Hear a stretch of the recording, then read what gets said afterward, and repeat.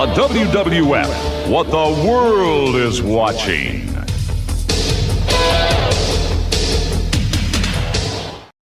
Turn it on and rip the knob off.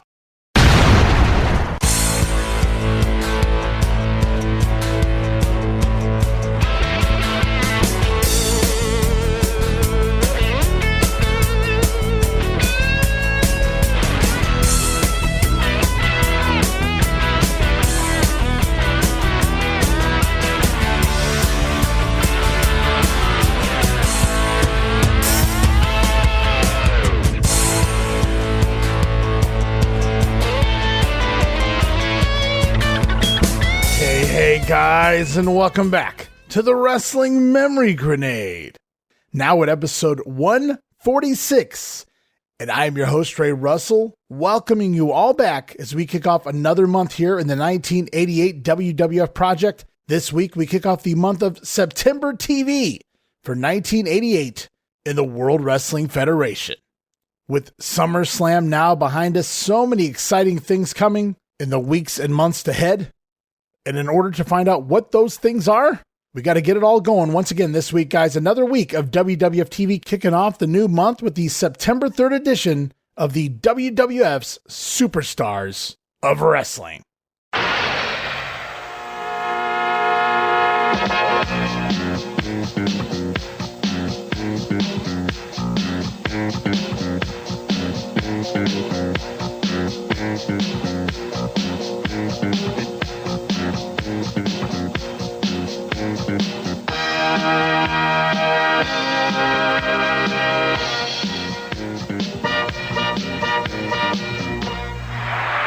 All right, and away we go. Superstars of Wrestling, September the 3rd, taped back a month ago, August 3rd, Wheeling, West Virginia at the Civic Center.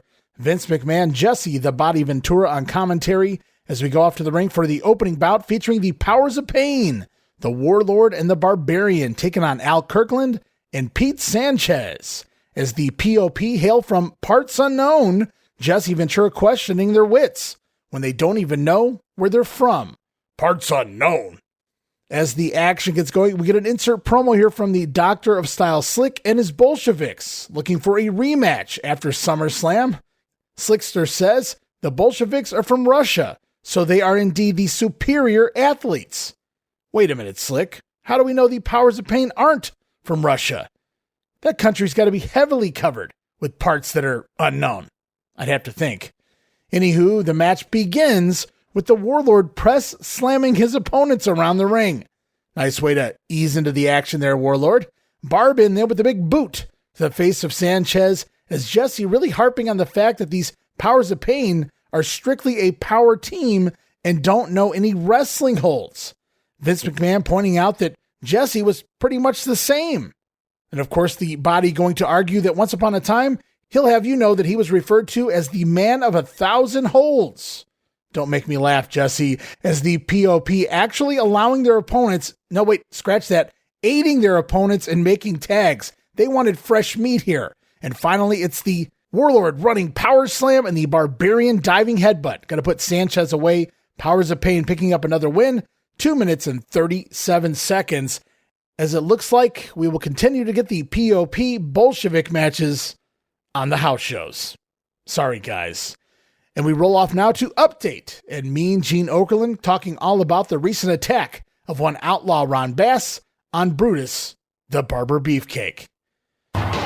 From the pages of the World Wrestling Federation magazine, here's Update. All right, hi again, folks. I'm Gene Okerlund. Just 2 weeks ago, in front of a national television audience, Outlaw Ron Bass further punishing and embarrassing his opponents after the official decision had been rendered. Outlaw Ron Bass becoming too much for Brutus the Barber Beefcake. All right, now that was 2 weeks ago. Then, last week, all hell broke loose, and Outlaw Ron Bass got his revenge. All right, some of that footage too graphic to share with you. Now, in light of what happened to these two incidents over the past couple of weeks, obviously, Outlaw Ron Bass and Brutus the Barber Beefcake had comments for each other and comments for us. Beefcake, real funny, huh? You cut my hat all to pieces. You cut Miss Betsy right half in two. Yeah, it's real funny. It was a game, wasn't you? Ha, ha, ha. Well, Beefcake, I'm gonna get the last laugh, and I guarantee you won't think it's funny, son. I didn't know a man could stoop so low, Ron Bass. You took your spurs, you raked them back and forth across my face. You tried to tear the skin, the flesh from my very body. Well, it's not over. It's not even just begun. So they go back in time. We get a replay of Brutus cutting up the Outlaw's cowboy hat, as well as poor Miss Betsy. Then we see highlights from the attack from last week. Ron Bass using his spurs and Betsy number 2, forcing the barber out of SummerSlam. And as you just heard, interviews from both sides, the Outlaw and a bandaged up Beefcake. What you couldn't see here on the podcast, but I did post on social media these interviews. Ron Bass holding his cut up hat and clipped up Miss Betsy, vowing to get revenge. Meanwhile, on the other side, the barber with a really lame bandage on his head from the attack that was so devastating it took him out of SummerSlam. Looked like he cut his head shaving that piece of toilet paper laying on the barber's head, but nevertheless, Beefer vowing revenge. But oddly, Ron Bass's promo never alluded to his attack on the barber. In fact, the Outlaw was holding the cut-up garb, promising revenge. So it's almost like Ron Bass's promo was recorded before his attack, while Beefcake's was recorded after. Okay. And did you catch the end of Brutus' promo there? He says something along the lines of, "This isn't over. In fact, it hasn't even begun." By the looks of your forehead there, pretty sure it has, Brutus. Anywho, back to the ring singles action. Going to see the Canadian strongman Dino Bravo with manager Frenchie Martin taking on Don Driggers here this week. Frenchie with a quick reminder before the matchup that USA is not okay. We get an insert promo during the bout from Hacksaw Jim Duggan, who says, no doubt Dino Bravo, one of the world's strongest men. But weights don't fight back, tough guy. Hacksaw takes exception to the bad-mouthing of America. Oh boy, I can see it now. Border Wars 88 with Hacksaw and Dino Bravo representing their countries. I can't wait. Poor Hacksaw. Meanwhile, in the ring, it's Dino Bravo with an inverted atomic drop, pile driver, gut wrench, and back suplex, followed by the side suplex, Jess. Gonna give Dino Bravo the win, 2 minutes and 2 seconds. As we roll off now to our very first event center this week, Sean Mooney standing by as we hear from the likes of the Killer Bees, as well as Dangerous Danny Davis and his still manager, Jimmy Hart.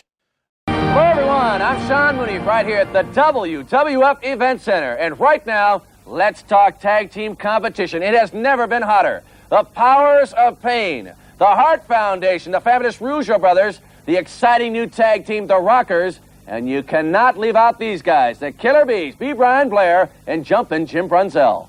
You know, Brian, in looking at the tag team situation in the World Wrestling Federation, you know, the Killer Bees have buzzed up and we've buzzed down and we've gone up again and we've gone down again. We've been frustrated. We've been knocked out, swatted, sprayed. We're still in the thick of things and we got one thing in mind, and that's getting in the ring with the Demolition. You know, the Demolition are tough, Jumpin' Jim. Right now, they're at the top of the heat and everybody's hungry. You got the Stallions. You got Tito Santana, and now Rick Martel is injured at the hands of the Demolition. People want to pay some dues. Now the Power of Pains are after him. Who knows where the tag team belts are going to wind up? All I know is, Jumpin' Jim, you and I have been together now for 3 years. We've had a lot of battles. Just like you said, we've been up and down. But one thing my old coach Vince Gibson taught me, he said it's not a shame to get knocked down, it's a shame to stay down, and the Bees will never stay down. We'll be buzzing forever. The Killer Bees, masters of the mass confusion. When I talked about tag teams, I mentioned the Hart Foundation. Now, you know there has been some problems within the Hart family. Well, let's speak right now to a remaining member of the Hart Foundation. He's Dangerous Danny Davis. Hey, Danny, why don't you tell these people who is the smartest manager in the World Wrestling Federation and why am I, baby? First of all, I want to say something to your former members of the Hart Foundation, Jim and Brett. I don't know what's going on in your mind or who you've been talking to, but that's your business. We'll take care of that down the line. But this man behind me has taken me to the top of the World Wrestling Federation.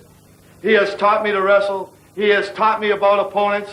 And now, Jimmy Hart and I are going to the top. That's right. This man, he is cool, he is cocky, and he is confident. Dangerous Danny Davis. Be ready, because I promise you this, Daddy. Dangerous Danny, He'll always be ready. Won't you, Danny? Number one manager in the world, Jimmy Hart. Dangerous Danny Davis, you saw him right there with his manager, Jimmy Mouth of the South Heart. It appears there are no problems there between those two. The Killer Bees, they say they've buzzed up, buzzed down. They've been knocked at, swatted, and sprayed, but they just keep coming, guys. They talk about all the tough teams right now in the WWF. Of course, Tag Team Champions Demolition, as well as the Power of Pains. But Brian Blair says they've been together for more than 3 years, and they'll be buzzing forever. Which the irony of this promo, if you guys have been listening to the recent grenades, is they've already been disbanded. The Killer Bees are no more. But a cool little green screen background here. I hadn't seen that before. Killer Bees with their own little green screen. How cute. Meanwhile, we go on. Jimmy Hart says he's taking Danny Davis to the top, baby. And Dangerous Danny is here to stay. And much like the Bees being disbanded, I'm also pretty sure that Jimmy Hart no longer managing Davis by this point. Very outdated promos this week on at least this particular event center, as this is likely the last time we're going to see Danny Davis with Jimmy Hart by his side. Now, I can't 100% verify that, but we'll keep an eye on it as we go back to the ring for Hacksaw Jim Duggan taking on Joe Cruz.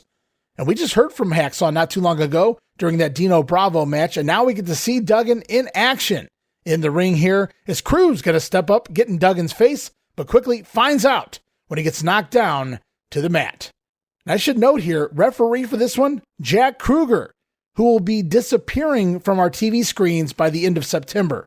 Kruger actually finished up at the TV tapings just before SummerSlam, so referee Kruger, another name gone from the company at this point. As Duggan in the ring, the crowd solidly and loudly behind Hacksaw here and his lackluster offense. But we do see the Old Glory knee drop, followed by a running clothesline, and that sets up the 3-point stance and leaping clothesline, giving Duggan the easy win, 2 minutes and 23 seconds. Dino Bravo gonna have his hands full with old Hacksaw. As up next on Superstars, we get a quick shill. Buy your 1989 WWF calendars right now, featuring Elizabeth somewhere inside. I guess that's enough to get you to buy. And then it's straight back to the ring for singles action. Oh boy, this is a good one. Bad News Brown taking on Neil Rogers. Is Bad News going to attack Drill Rogers from behind in hilarious fashion to get things going? And then the bell sounds. The match begins legally. Brown with a backdrop early on sees Neil perform a 450, land on his stomach during the bump there from the backdrop. Not so sure that was intentional from Neil Rogers. However, we get an insert promo from old Bad News talking about his undefeated streak here in the WWF. Brown says he's never been beaten to date. So now we have the hard sell, the push for Bad News Brown's undefeated record to put him in line for matches against WWF Champion Randy Savage as well as Hulk Hogan. Speaking of which, I guess the Hulkster saw this match, heard that Bad News was undefeated, because within days of this airing, Hulk Hogan pinning Bad News Brown in the Boston Garden. Of course. Meanwhile, back to this match, which is so much fun. Bad News going to whip Rogers out to the floor. Rogers going to take a dive through the ropes to the outside like he's Superman here. And he hits the ground so hard that his boot comes flying off. I wrote LMAO as Neil's boot flies off and lands in the crowd. And a fan actually throws it back at him. Now, if anything deserves a "this is awesome" chant, that's it. Meanwhile, back inside, the action continues. Neil going to have to finish this match in one boot. Bad News Brown with a drilling left arm clothesline, followed by the Ghetto Blaster, putting his foot on the chest of Neil, scoring the win, 2 minutes and 41 seconds. And to add a little insult to injury, the WWF production team going to air a picture of Neil Rogers' boot laying outside as we go into our next segment, which is yet another event center with Sean Mooney. As we hear from the likes of the Big Boss Man along with manager Slick, we're also going to hear from the current undisputed WWF champion, Macho Man Randy Savage, along with the lovely Elizabeth. Welcome back to the World Wrestling Federation Event Center. I do not get many opportunities to talk about managers in the World Wrestling Federation. Well, one, the Doctor of Style Slick, has quite a stable of wrestlers. He has added a new one, and he has laid down his own law in the World Wrestling Federation. He is a former prison guard, and he is known as the Big Boss Man. At one time or another, all you scum out there have wondered what it's like to be in prison. Wondered what it's like to wake up, looking at cold steel bars, being told when to get up, when to go to bed, when to shower, when to even go to the bathroom. Well, buddy, you're looking at him. Bring me some competition in the WWF. Let me break somebody down. Tell him, Slick. You know, the man couldn't have said it any better. He couldn't have made it any plainer than what he already has. You know, ever since I brought this man into the WWF, he has done nothing but proven his worth and his value. The man's been hot on a steamroller because he rolled right over the competition and looked for bigger and better things to come from the number one boss man. The Big Boss Man, he has brought charges against many an opponent, walking down his own road of justice, a road he hopes will lead to the World Wrestling Federation Championship. But he will face one tough champion in the Macho Man, Randy Savage. He is standing by with Elizabeth. Yeah, the closer I get, the less I see the number one contender. There's so many of them, I don't think I even know who it is, yeah. Because the $1 Million Man, Ted DiBiase, and Andre the Giant cannot be overlooked, yeah. Watching out for everyone, Elizabeth. Yeah, paranoid may be part of my character. I'm guessing that, suffering builds character through the $1 Million Man. Let him suffer, yeah. Because there's a lot of guys out there. King Haku, yeah. The new king of professional wrestling. A lot of guys like Bad News Brown. The list goes on and on and on and on. But the World Wrestling Federation Championship belt, I'm proud to hold, yeah. And the madness will back me up. All the way! The Macho Man, Randy Savage. You see it everywhere. Macho Madness. The undisputed World Wrestling Federation champion, the Macho Man, Randy Savage, always accompanied by his manager, the lovely Elizabeth. We've got more World Wrestling Federation action coming your way right after this. Stay tuned. So the Big Boss Man waiting for competition. He wants to break the men in the WWF down just like he does his prisoners. Bigger and better things to come for the Big Boss Man. Meanwhile, the WWF champion Randy Savage says there's so many top challengers right now, right here in the WWF, that he doesn't even know who is number one. So many top names to pick from, but the Macho Man has his eyes on the likes of the $1 Million Man Ted DiBiase, 7'4" Andre the Giant, King Haku, and Bad News Brown. Savage stating that the madness will back him up. Dig it! Wait, I thought he was the madness. Never mind. If there's one thing I've learned, never question the Macho Man. As we continue on, the Fabulous Rougeaus are seen enjoying a couple of WWF ice cream bars, and they state, well, they're not quite fabulous, but almost.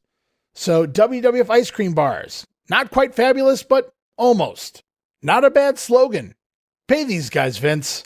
As we go back to the ring for Ravishing Rick Rude with manager Bobby Heenan, Rude's opponent here this week, Reno Riggins. As the Ravishing One going to request that all of the West Virginia windbags keep the noise down while he shows off his body and his Cheryl Roberts tights. Once again here this week on TV, Vince McMahon selling it that if Jake Roberts was here this week, this is a TV taping, obviously he's here, but if the Snake was here this week in the arena, he'd come out here right now and likely rip the pants off the Ravishing One. Meanwhile, Jesse Ventura quipping, if Cheryl Roberts were here this week, there's no telling what she would do with Rick Rude. And as the action continues on, Rick Rude with the old hip swivel, as the camera zooms in on Cheryl's face one more time, the airbrushed face, I should point out, on the crotchular area of one Ravishing Rick. Then Rick Rude going to turn around, grab the sides of his tights and stretch them out. Stretch out Cheryl Roberts' face and do some more butt tricks with her face. I wrote LOL, pure gold from Rick Rude here this week as he delivers a power slam, snap suplex, and the Rude Awakening neckbreaker. Going to put Riggins away 1 minute and 21 seconds. And then post-match, of course, we get the other Rude Awakening, a kiss, once again, on a non-harlot fan. Rick Rude, so kind this week, even giving a smooch to the camera lens.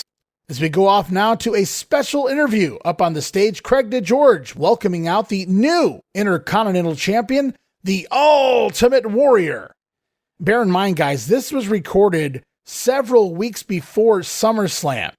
And Warrior, even still though, wearing the IC title belt out here for the interview, because earlier in the taping, he had stolen it in a dark segment until at the end of the taping, they announced that the Warrior has to return the belt per order of President Jack Tunney, thus explaining to the fans in attendance why Warrior had the belt. At least until they actually watch this episode of TV and go, hey, that's not how it happened. Anywho, though, the post-production commentary here from Jesse and Vince are timely. They acknowledge the title change at SummerSlam, but the interview itself between DeGeorge and Warrior is done very smartly. They never mention Warrior as the champion, even though he's wearing the belt. UW even telling Honky, hey, you want the belt? Come get it. Which, if you're in attendance, could imply, yeah, I stole your belt. Come get it back. Whereas, us watching it on TV several weeks later, in September, that could mean, I beat you for the belt. Come get it back. So very well played there. As the Ultimate One begins to speak, though, Jimmy Hart comes out, cutting him off. Jimmy Hart making his way out, barking on his megaphone, slowly working his way to the far side of the interview platform, forcing the Warrior Man to turn his back to the entranceway. And thus, you guessed it, with Jimmy Hart distracting the Warrior, it's the Honky Tonk Man out from behind with his guitar. And Honky actually going to use his instrument to clip and buckle out the leg of the Warrior here. And as the Ultimate One goes down, takes a bump, he turns over, gets up on all fours, trying to stand back to his feet, but Honky going to swing for the fences, busting the guitar over the head of the Warrior. Honky then proceeds to smash the guitar and its pieces over the Warrior a good half dozen more times.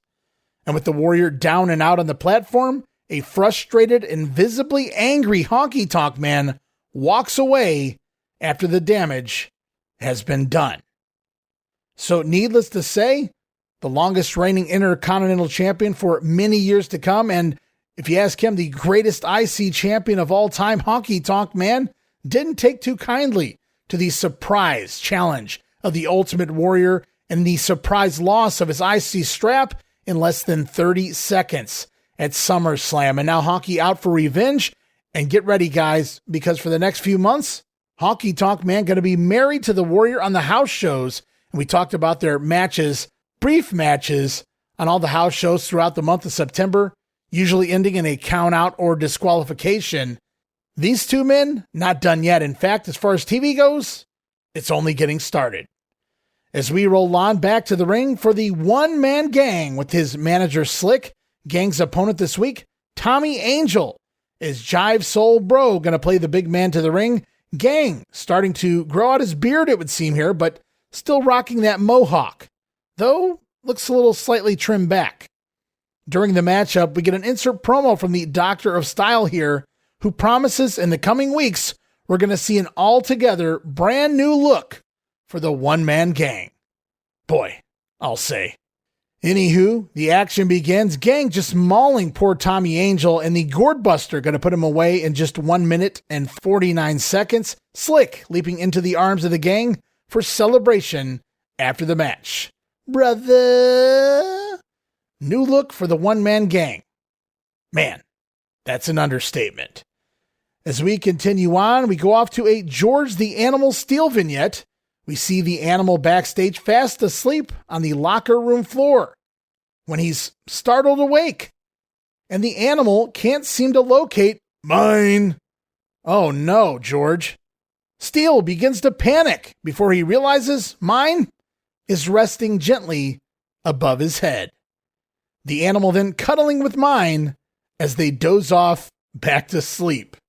The entire vignette lasts about, 30 seconds, and what a shame, because with Christmas around the corner now, the perfect season to really begin promoting mine for the little kids out there. But George Steele, he's already wrestled his last full-time match earlier in the month of August. In fact, I believe it's going to air next week on TV. Of course, the animal dealing with some serious health problems at this point in time. But this is a segment so short, I don't know if I've ever seen it before or I just completely forgot, blacked it out. So this was new, at least to me. Another clip that I posted on social media. You guys can go check it out on my Twitter or Facebook. As we continue on, one more match here on Superstars. Going to see Paul Roma take on Barry Horowitz. And Roma still rocking the Crank It Up theme, but Jimmy powerless here this week. No mention of the Stallions during this matchup either. Fun, fast-paced opening sequence going to end with Paul Roma working an armbar on Horowitz. Barry finally countering a monkey flip out of the corner with an inverted atomic drop. Going to take over here. In fact, Barry going to say, now it's time to go to school. Before he lands a backbreaker, going to net Barry a 2 count. Then from there, Horowitz going to backdrop Paul Roma over the top rope all the way out to the floor. And Barry then going to prevent Roma from getting back in the ring. Paul trying time and time again to get back inside. Horowitz trying to take a count-out win here. But Roma, he finally has enough. Going to show off his vertical leap here as he jumps from the floor to the apron in one leap. And then right into the ring goes Roma as he fires up on Horowitz, finishing him off with an awesome missile dropkick straight to the face of Barry. Going to give Roma the win, 3 minutes and 52 seconds. And I think we're all in agreement here. The Young Stallions team by this point has really run its course. And I'm glad they gave Paul Roma a shot here for a singles match right here on TV, on Superstars no less, the A show. Because with the Hart Foundation now baby faces and the Rockers leaps and bounds better as the young, good-looking babyface team, it was for the best to start phasing out the Stallions around this time. Now, this doesn't mean the Stallions have completely split. We're going to see them team up here and there on the house shows on TV and even at Survivor Series when necessary. But for all intents and purposes, the full-time Young Stallions team, no more.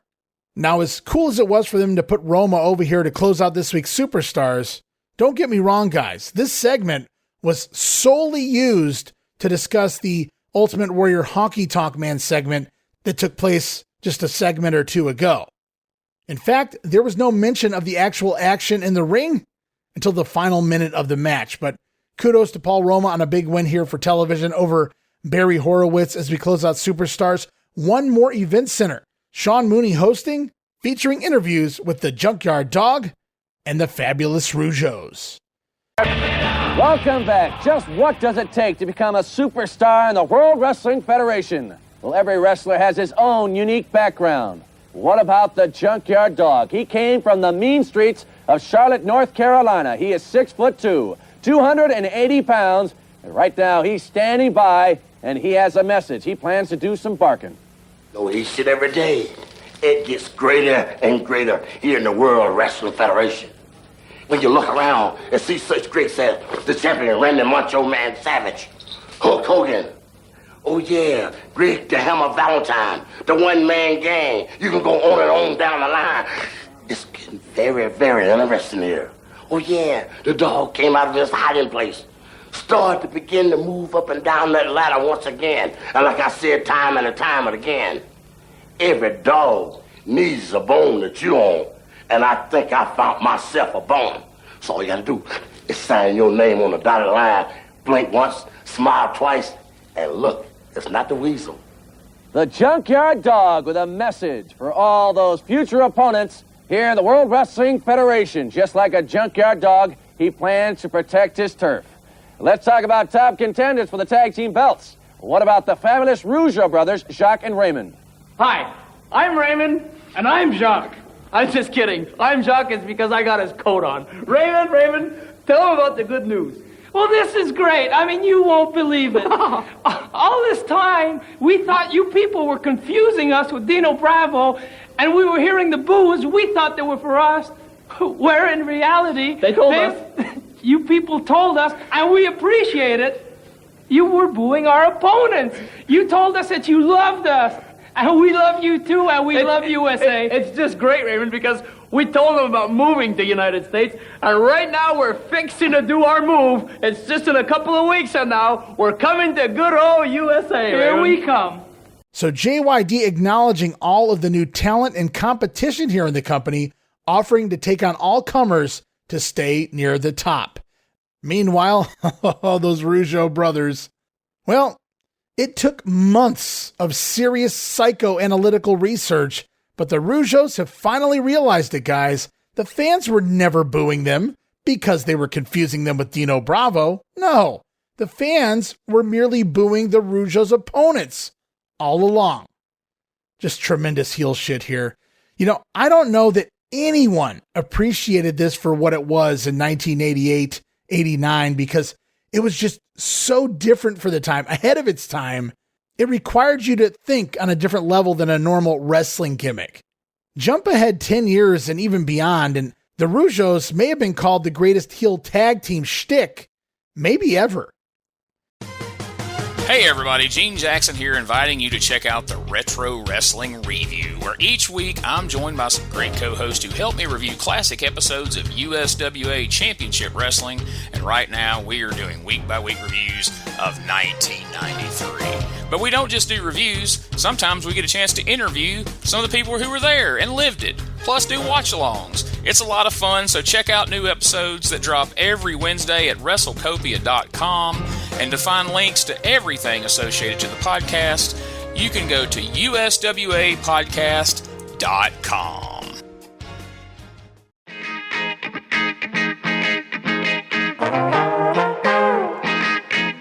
Hey, it's Bob Smith, and guess what? The Outdated Wrestling Hour is now part of the WrestleCopia Podcast Network. But hey, no fear, you're still going to hear the unique guests, comedy, music, authors, journalists, funny people. Who knows who's going to end up on the Outdated Wrestling Hour? Remember, it's all new and all old. So check it out in the WrestleCopia Podcast Network and wherever you get your podcasts. Listen if you know what's good for you. Hey guys, Ray Russell here, curator of the WrestleCopia Podcast Network, inviting you guys to listen to many of the programs here as part of the WrestleCopia brand, including, but not limited to, the Wrestling Memory Grenade, currently covering the 1988 and the WWF project. You can also listen to the Regional Wrestling Podcast, where we talk the territories, whether it's Jamie Ward with Georgia 81, Roman Gomez with the UWF in 1986, or Gene Jackson covering Memphis in 85. 3 projects going on right now over there at Regional Wrestling. You can also listen to the Wrestling Stoop with the legend himself, Bob Roop. Bob goes back in time each and every week, covering not just his career, but countless stories and interactions with hundreds of wrestling names spanning his 2 decades in the business. But that's not all. You can also check out the Puro Wrestling Academy with the professor of Puro Resu, Mr. Dan Ginnity. Dan and I go back in time and cover the history of Japanese professional wrestling in the English language. And you can listen to all of those shows and more, all part of the WrestleCopia Podcast Network, located over at WrestleCopia.com. That's WrestleCopia.com, and anywhere your podcast streaming needs are met, from Apple to Spotify, Pocket Cast, and beyond. And while you're at it, why not subscribe to our social media guys for all the latest goings on here at the WrestleCopia Podcast Network. Plus, I'm constantly adding old school video clips and pictures from throughout wrestling history. You can follow us over on X, formerly Twitter, at Wrestling Grenade. That's at RASSLIN Grenade. Also, follow and like me, Facebook.com/Wrestling Grenade. And why not subscribe to YouTube.com/Wrestling Grenade.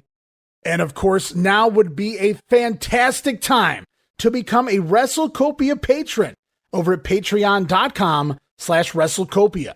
That address again, Patreon.com/WrestleCopia, where you get so many gifts, including all of my insanely detailed show notes for every episode of The Grenade Show, Regional Wrestling, and the Monday Warfare podcast. You'll also get early access to a lot of the podcasts here on the WrestleCopia brand, where you can listen days and sometimes as much as a week earlier than the rest of the listeners. But that's still not all, guys. You also get at least a dozen digital downloads for your viewing and reading pleasure each and every month, plus random bonus video drops, and of course, the Patreon exclusive Watch Along series covering many past WWF and WCW events. And if that's not all, videocasts, also now a part of Patreon. No subscription, cancel anytime. Give it a try for a month, guys. I think you'll like the content that I offer, and every penny of it goes right back here into paying the bills. So if you're looking to support that next up-and-coming podcast brand, please consider making it WrestleCopia. help me pay some of the bills to keep the WrestleCopia Podcast Network and all of the great shows here up and running for the months and the years to come. This is Wrestling Nostalgia, the podcast that dives into wrestling history. Hey, wrestling fans, I'm Dave Dynasty, and if you enjoy podcasts that are knowledgeable and history-driven, then Wrestling Nostalgia is for you. With great guests and fun interviews, there are over 200 episodes in our archives. We chat with several first-time guests and often cover topics not discussed on other podcasts. Look up Wrestling Nostalgia on your favorite podcast platform and visit all of our links at linktree/WrestlePod. That is linktr.ee/RASSLEPOD.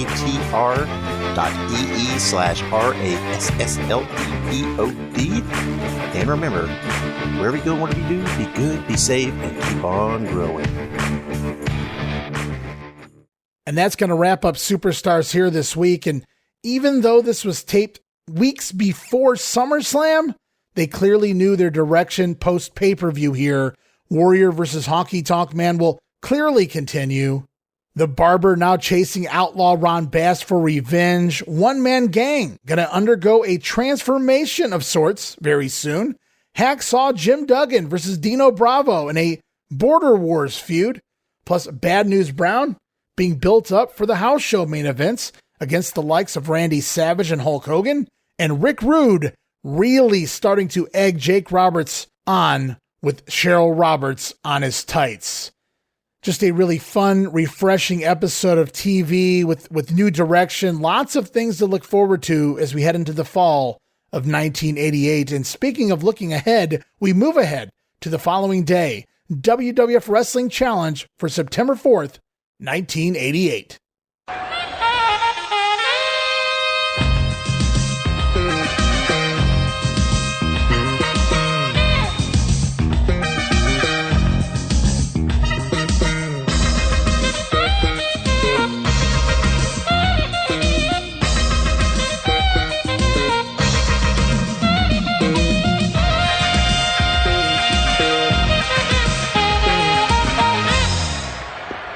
All right, here we go, guys. Wrestling Challenge, September the 4th, tape back August 2nd, Dayton, Ohio at the Hera Arena. Gorilla Monsoon, Bobby Heenan on the call here as we go off to the ring to see Jake the Snake Roberts take on Trent Knight. And the referee here, Jack Kruger, for this one. Is Knight going to attack the Snake Man, but Jake going to take over and work on the arm? As we get an insert promo from ravishing Rick Rude, who asks Jake, while he's in the ring, where, oh where, is his wife Cheryl? Wonder what Rick's implying there. Anywho, Rude mocking the fact that he's put Cheryl's face on his tights. And as we cut back to the matchup, the commentary, Bobby Heenan laughing all the way at the expense of the Snake Man. You have to think Rude and Heenan, they could be in big trouble once Jake gets his hands on them. Anywho, back to the action. Trent Knight going to wind up out on the apron, and Jake with a running clothesline, sending Trent taking a bump straight from the apron, flat on his back outside on the floor. Awesome bump there from Knight. And then back inside, it's the DDT. Going to put Trent away as Jake Roberts goes over 2 minutes and 49 seconds. And Jake stuffing Trent's head into the snake sack before dumping Damien out on top of Knight to end this segment. You know, for anybody who's been following this with me for the past several months now in the WWF here in 88, absolutely awesome feud going on right now between Jake Roberts and Rick Rude. The heat has been there from the beginning with the Cheryl Roberts segment out of the crowd, Rick Rude wearing the tights, all the great promos, the interactions, the interference at SummerSlam, Jake attacking Rude for simply wearing Cheryl's likeness, her face, on the airbrush tights of ravishing Rick. The heat is there. Great talent in both Rick Rude and Jake Roberts. But then, unfortunately, the bell rings. And I don't know what it was, but in the ring, those two just never hit a home run together, as we've seen time and time and time again. But nevertheless, a fun feud on TV, and it will continue. We've got something fun upcoming very soon. Stay tuned for that. But right now, it's off to a special report. Craig DeGeorge talking about the recent victory of the Ultimate Warrior, crowned the new Intercontinental Champion, having defeated the Honky Tonk Man in under 30 seconds at SummerSlam. And then it's back to the ring for tag team action. Nikolai Volkov and Boris Zukov, the Bolsheviks, with manager Slick taking on Brad Anderson and Chuck Stryker. As we get the Russian national anthem from Nikolai, we also get an insert promo from the Powers of Pain, vowing no mercy on the Bolsheviks, as the house show matches will continue, I'm afraid. Match gets going and a whole lot of nothing here. And I expect that from Nikolai at this stage in his career. But you would think that's when someone like Boris Zukov should be stepping up his game. But not so much here. However, we do get a nice clothesline from Zukov and a gorilla press into backbreaker spot from Nikolai. Old school signature move there from Volkov. And finally, Volkov hoisting Stryker up over his shoulder in a backbreaker. Zukov coming off the middle rope with a forearm shot across Stryker's chest. And the Bolsheviks will score the win 2 minutes and 51 seconds. As we roll off now to the event center, Sean Mooney going to speak with the likes of the Mighty Hercules and George the Animal Steel. Hello, everyone. I'm Sean Mooney here at the WWF Event Center. Just who is the strongest man in the World Wrestling Federation? That question has been asked many, many times in the WWF. Two names come immediately to mind. Of course, Canadian strongman Dino Bravo and the former Olympian Ken Patera. But now one must consider the Ultimate Warrior. And you talk about sheer power and raw strength. Who else but the Mighty Hercules? The Mighty Hercules is standing by right now with a few comments. You know, as I sit at the top of Mount Olympus, at the right hand of Zeus, and I look out over all the land, and I am the master of all I survey. Yes, it's true. All the wrestlers in the WWF are some of the greatest athletes in the world today. But at the top, the Mighty Hercules, the strongest man in wrestling today. Look at me. I've been working out every single day, training, thinking about nothing but wrestling, thinking about nothing about people like the Warrior, Hulk Hogan, anybody that wants to get in the ring with me. It's an open invitation. If you want me, come and get me. The Mighty Hercules with a message for all his future opponents out there in the World Wrestling Federation. We have an interesting man standing by right now. He is very popular among the World Wrestling Federation fans. He's George the Animal Steel. Mine! Bye-bye! George the Animal Steel. A lot of people are asking, just where did mine come from? Who is he to George the Animal Steel? His friend? His mentor? His mascot? Well, whatever it is, they get along just fine. George the Animal Steel, one of the superstars here in the World Wrestling Federation. Mine. Well said, George. Meanwhile, Hercules, sitting atop Mount Olympus, seated next to Zeus. Funny, I didn't think he'd be here for at least another 8 months or so, but Hercules says he's the strongest man in the WWF, and he has an open invitation for anyone to step in the ring. The mighty one not too hard to find, as we go off now to Frenchie Martin, promoting the WWF ice cream bars, as even Frenchie loves a little American-made treat. Wonder if Martin got his in French vanilla. Then it's back to the ring for King Haku with manager Bobby Heenan. Haku's opponent this week, Bob Emery. As pre-match, Bobby Heenan ordering the fans to bow and show respect for the king. You might imagine that didn't go over too well. Haku going to control the match to begin, but missing a charge in the corner, Emery going to capitalize with a pair of arm drags. And the king simply walking over, regrouping, speaking with his manager, the Brain. At that point, we get an insert promo from King Haku, who speaks Tongan, I believe, clearly cutting a promo on Hulk Hogan. Uh-oh, Hulk. You better hope Haku calls, "Slam, boss," or you're in big trouble, brother. Meanwhile, in the ring, Haku gonna regroup, take back over control, and the thrust kick to the face gets it done every time. Down goes Emery. King Haku going over 2 minutes and 24 seconds, as is back once again to the event center. Sean Mooney speaking with the likes of the Hart Foundation, as well as the Doctor of Style Slick and his one-man gang. Welcome back. The Doctor of Style Slick has quite a stable of wrestlers. He has recently added a man who lays down his own law, the Big Boss Man. And let's not forget, this man, when he comes in for a landing with his patented 747, There is nowhere for his opponent to run. I'm talking about the one-man gang.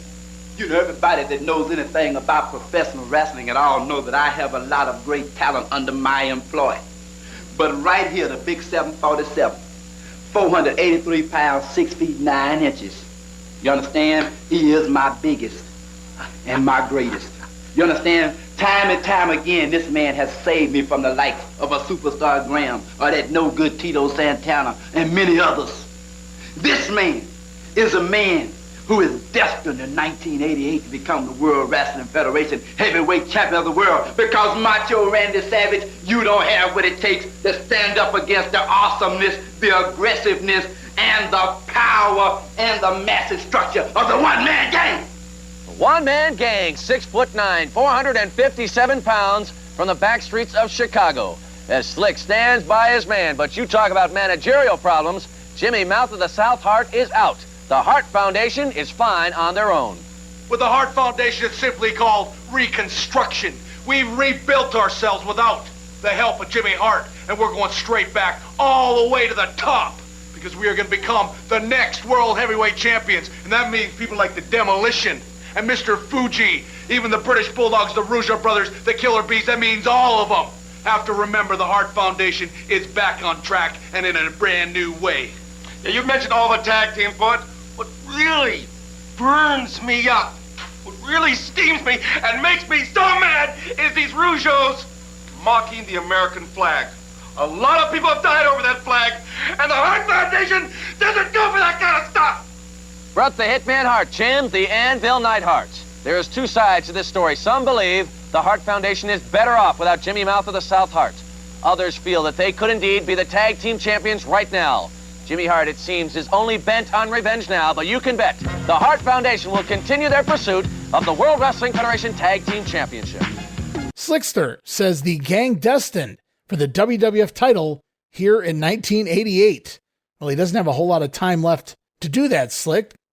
We also hear from the Hart Foundation there, the Hitman talking reconstruction as the Hart Foundation headed back to the top, this time without Jimmy Hart. Meanwhile, the Anvil pissed off at the Fabulous Rougeaus for mocking the American flag. Neidhart says a lot of people died for that flag, as the Anvil seems out of sorts here.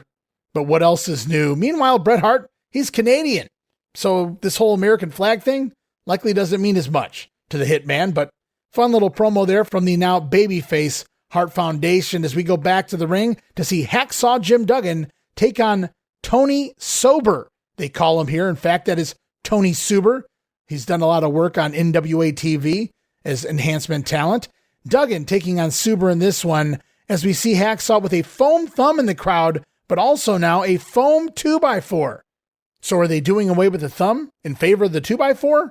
Or is he going to sell both? Double royalties, tough guy.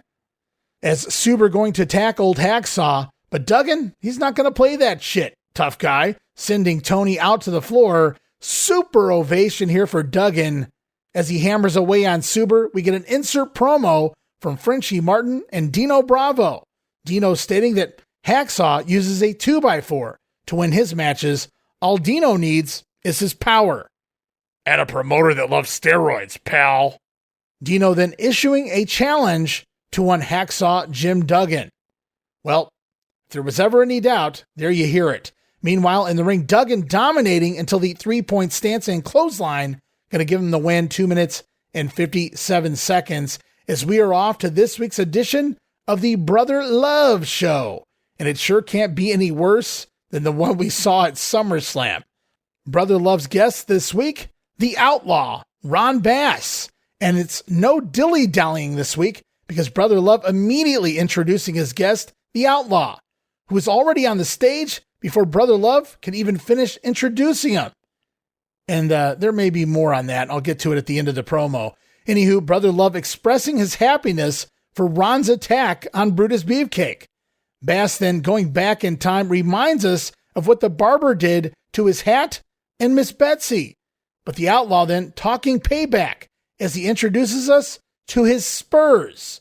Meet the Maverick Brothers, guys. Brett and Bart. Brett and Bart, the Maverick Brothers, a.k.a. the Outlaw Spurs. shows him off here for the camera, the same spurs he used to cut the face up of the barber, knocking him out of SummerSlam. Brother Love stating that he improves of the payback in this rather quick edition of the talk show segment. And I do believe this marks the very first episode of the Brother Love show, which wasn't designed to get the character of Brother Love over. This was to the point, minimal comments from Brother altogether here, but again, there may be a reason behind that. Bruce Pritchard has stated on his podcast in the past, his least favorite person to interview, the worst promo, was Outlaw Ron Bass. He talks about having to do multiple takes of a Brother Love segment to get an interview in with Ron Bass because he kept flubbing all of his lines. And as rushed as this felt, this may have been that situation. Now, we've seen Ron Bass cut promos in the past. I thought he's done perfectly fine. This one came off perfectly fine, but we don't know what happened during the unaired segments from the TV taping. And that may explain a little bit about why this segment was cut so short, but we'll have to keep an eye on it because Brother Love now established. He's had multiple months on TV here. He doesn't really need that opening segment any longer to get himself over. Now it's all about getting the wrestling stars and their feuds over. So we're going to keep a close eye on that as the weeks go on. But the Outlaw calling out Brutus Beefcake, that feud just getting started as we head back to the ring for tag team action. Shawn Michaels and Marty Jannetty, the Rockers, taking on Larry Stevens and Dusty Wolf.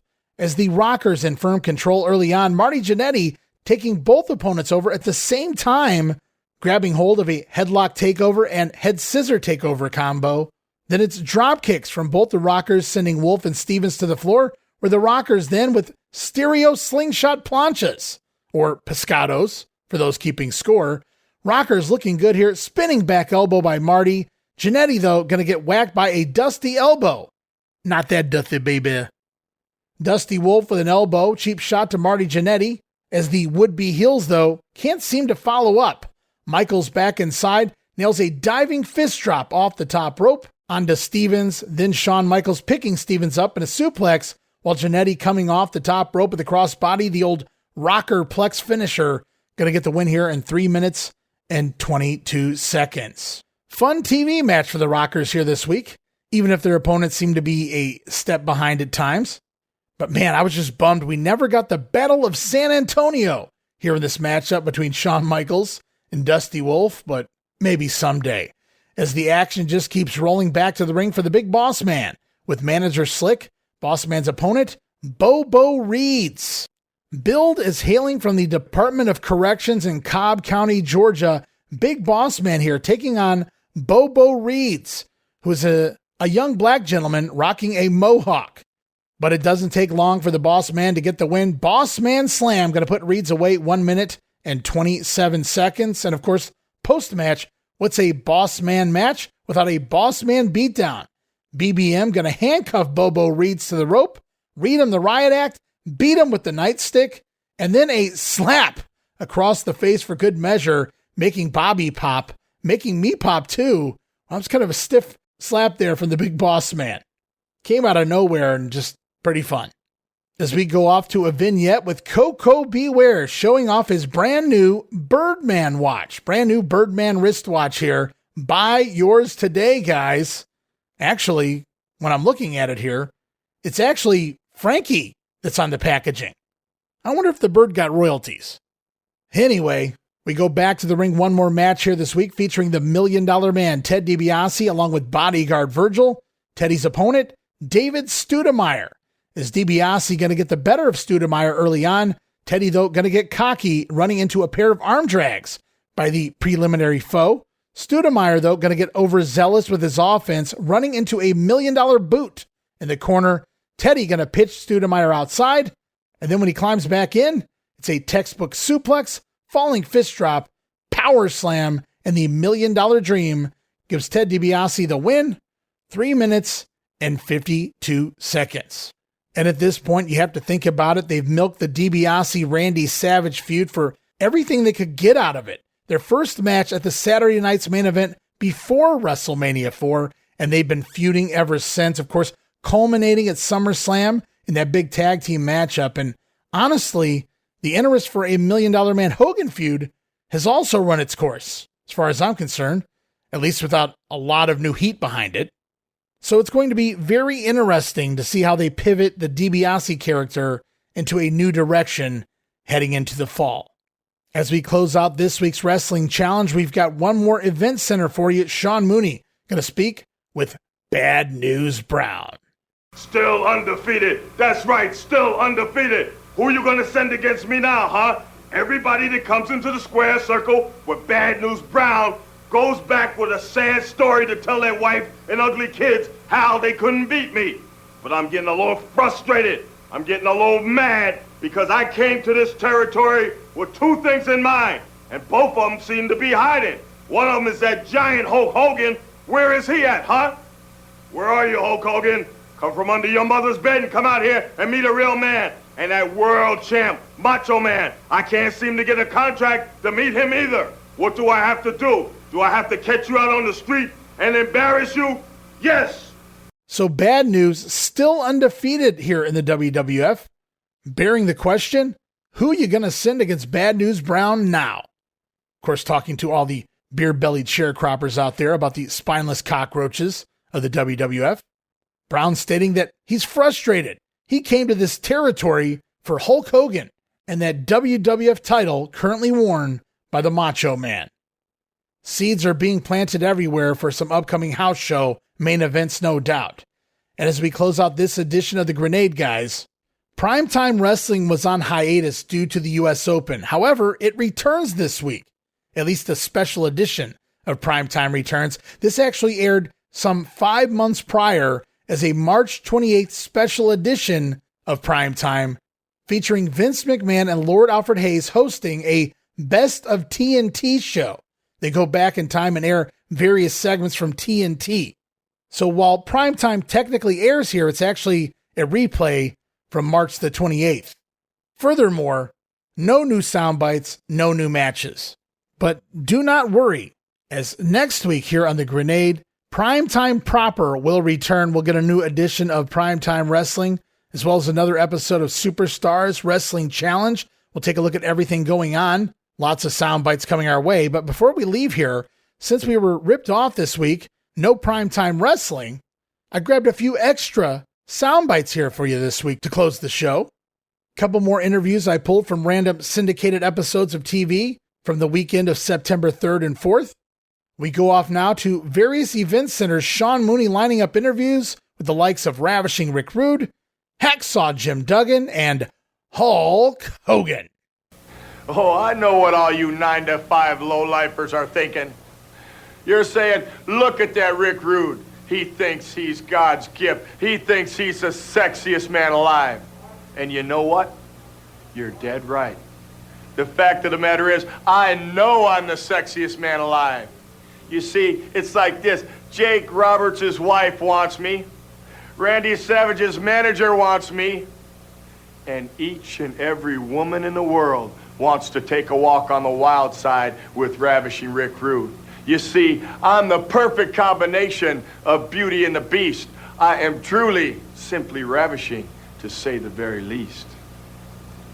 2x4, 2x4, 2x4, 2x4, 2x4. Hacksaw has one, now you can have one. One to carry on your shoulder, one to raise high in the air. Especially when the big old nasty smelling giant comes down to the ring. Because folks, he just doesn't have to beat Hacksaw Jim Duggan. He's got to beat everyone sitting out there in the stands. And no matter how big he is, no matter how tough he is, no matter how nasty he is, he can't do that. Andre, I've done it before with this 2x4, and I'll do it again. And I'll keep climbing, I'll keep coming until I finally knock you down. Tough guy. Oh! You know, all my little Hulkamaniacs and all my little Hulksters, the senile president of the WWF, Jack Tunney, he's kind of hard to find these days, man. Ever since I strapped the Hulk Hogan war bonnet on, brother, with the 23-inch mythological fist, Jack Tunney knew that the fist could come to life at any time, that it could hunt him down and bust his chops, man. I have declared war on Jack Tunney and the whole WWF, man. I was the greatest champion there ever was, or ever will be, bar none. And until somebody beats me for a 3 count, you'll never change my mind. Everybody out there knows that the Hulkster rules, brother. The multi-million-dollar man, Andre the Giant, who I body slammed and beat in WrestleMania, the Studs, the Bundys, the Heenans, the Hercules, they all know that Hulk Hogan rules, brother. But once I go on the warpath, once I start chasing down the whole WWF, I'm afraid some of those dudes might run out of gas. So what I did was I took one of the 5-gallon tanks off my Softail, brother. I filled it with the Hulkster's Python powder and mineral water from Mars. And when I get in the ring and those guys start running out of gas, I'll stick this tank down their throat. Make them take a double dose out of it, brother. And after I get them refueled, after I get their octane level back up almost to where mine is, that's when I'll put the largest arms in the world around them and give them a good dose of Hulkamania. But for all you dudes that get in my way on the way to the WWF Championship, I want to show you something right now, brother.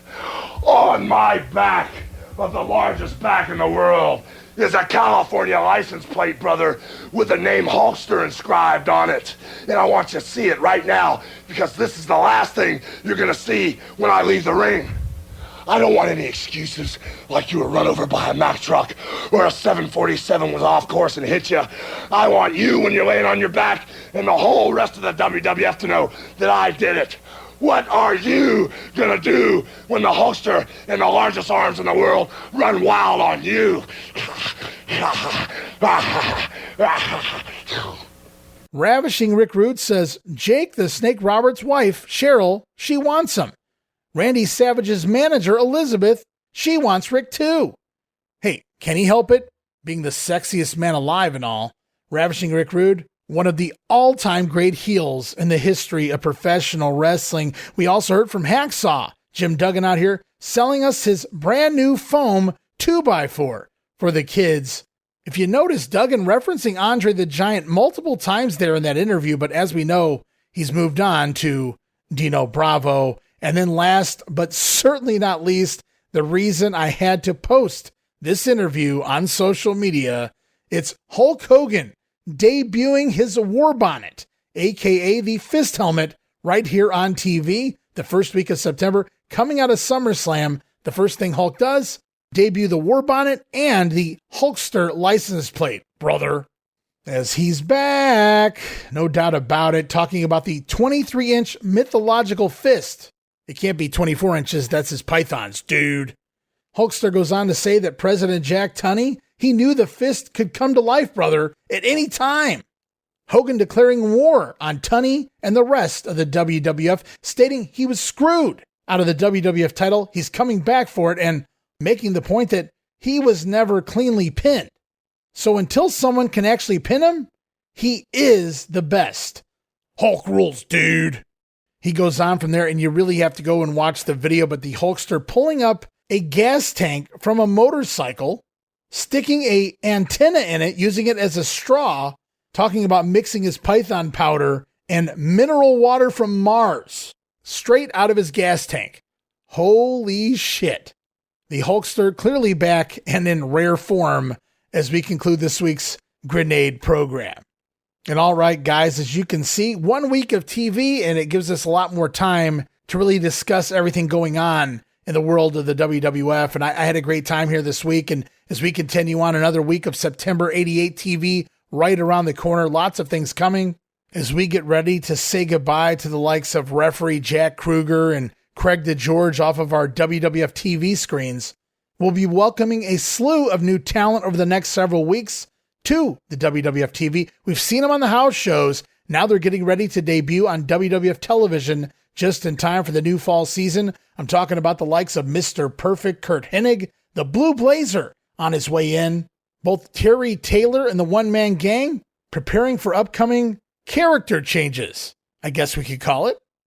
Plus, not too far away, the debut of the Brainbusters, but we'll save that for next month in October. So much more to come here in September. Some really fun angles. Stay tuned, guys.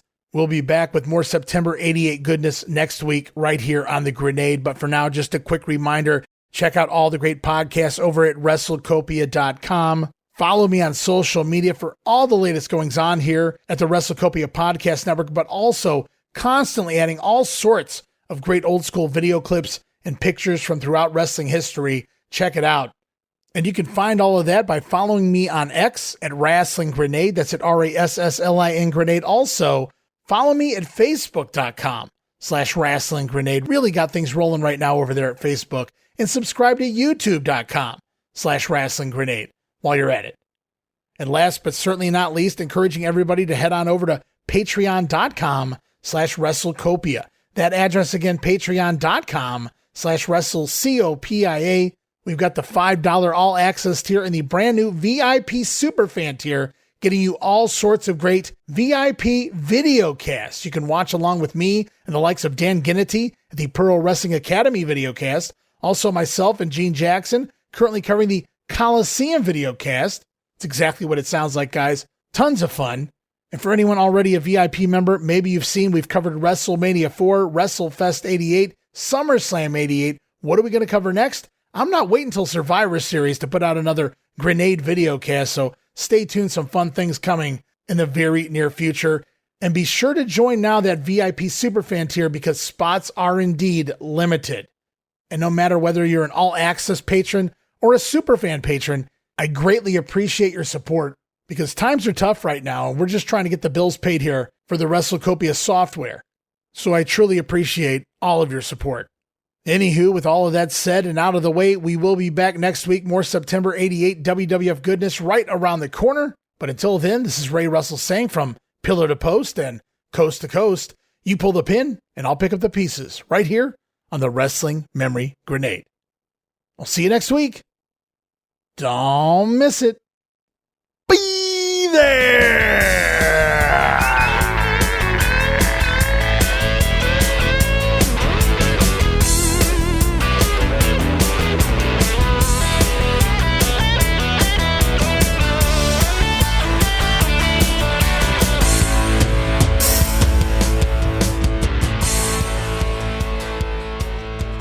So what I did was I took one of the 5-gallon tanks off my Softail brother. I filled it with the Hulkster's Python powder and mineral water from Mars. And when I get in the ring and those guys start running out of gas, I'll stick this tank down their throat. What are you gonna do when the Hulkster and the largest arms in the world run wild on you?